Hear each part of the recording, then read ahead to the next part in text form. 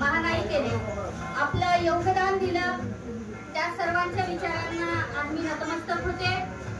मंचावरील मानानी, वयानी, विचारांनी, पदांनी ज्येष्ठ असलेले सर्वच नावं घेऊन मी वेळ घालत नाही।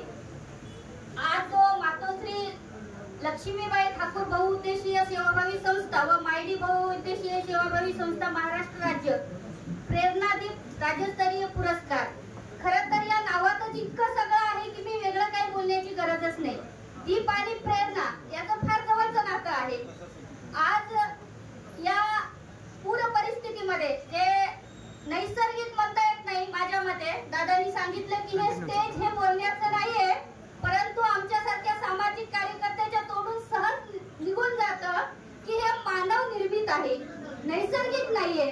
अशा परिस्थितीमध्ये आपले अनेक कामगार, शेतकरी, शेतमजूर अस्वस्थ आहेत, अनेक मृत्युमुखी पडलेले आहेत। आज त्यांना आठवण करूया। आणि ठाकूर सर आणि शिकारे सर खरं तर गेली एक महिना झाला ते धडपडतायत, म्हणजे मला माहिती आहे, आधीच मला माहिती नाही, निमंत्रण पत्रिका देण्यासाठी सुद्धा आमची भेट होऊ शकली नाही। आता मी SFI ही विद्यार्थी संघटना याच्या माध्यमातून अनेकदा विद्यार्थी लढे असतील किंवा मग ट्रेड युनियनच्या माध्यमातून कामगारांसाठी लढे असतील, हे महाराष्ट्रभर लढत असताना अनेक पुरस्कारांची घोषणा होते, पण मला सांगताना आनंद होता याच महिन्यात मला 2 राज्यस्तरीय पुरस्कार मिळाले आणि हा 3रा आहे। असे अनेक घोषणा होतात, परंतु आज पुरस्काराचं पण बाजारीकरण झालेलं आहे सर।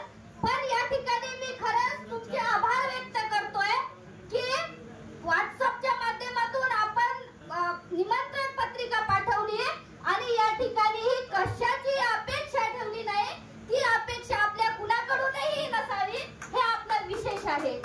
या ठिकाणी खरं तर हा पुरस्कार आमच्यासाठी परत लढण्यासाठी, म्हणजे ज्या कष्टकरी वर्गासाठी आमच्यासारखे सामान्य कार्यकर्ते लढतात, या कष्टकरी वर्गासाठी अजून अनेकदा म्हणजे अद्याप जे लढे लढले या लढ्यासाठी आणि पुढील कार्यासाठी शाबासकीची थाप आहे असं मी समजतो।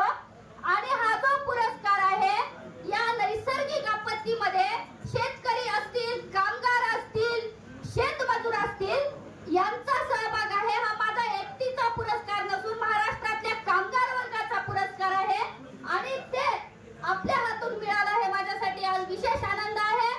या नैसर्गिक आपत्तीमध्ये जे शेतमजूर, शेतकरी, कामगार अस्वस्थ आहेत, वेदनादायी परिस्थितीत जगत आहेत, आज या सर्व कामगार, कष्टकरी, शेतकऱ्यांच्या वेदनांना मी हा पुरस्कार समर्पित करतोय असं या ठिकाणी सांगतोय आणि माझे वाढलेले 2 शब्द संपवतो। धन्यवाद।